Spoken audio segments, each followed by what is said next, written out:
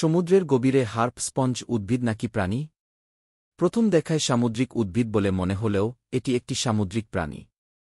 এর বাংলা নাম পাওয়া না গেলেও ইংরেজিতে হার্প স্পঞ্জ ও বৈজ্ঞানিক নাম চন্দ্রোক্লাডিয়া লিরা ডাকা হয়।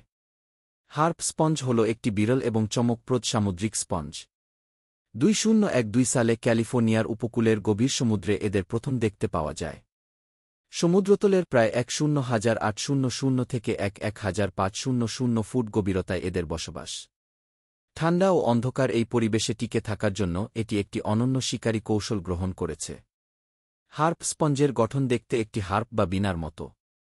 এর ভাঁজগুলোতে ছোট ছোট কাঁটাযুক্ত হুক থাকে, যা এর ভাসমান শিকারদের বিশেষ করে ছোট ক্রাস্টেসিয়ানকে আটকে ফেলে।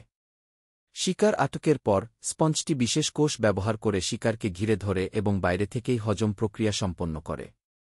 এই পদ্ধতি তাকে গভীর সমুদ্রের পুষ্টিহীন পরিবেশে টিকে থাকতে সহায়তা করে।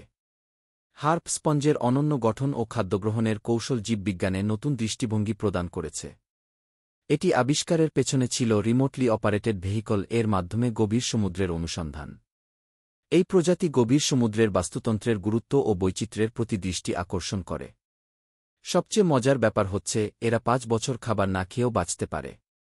আরও জেনে অবাক হবেন যে এরা নিজের আকারের চেয়ে কয়েক গুণ বড় এবং শক্তিশালী প্রাণীদের শিকার করে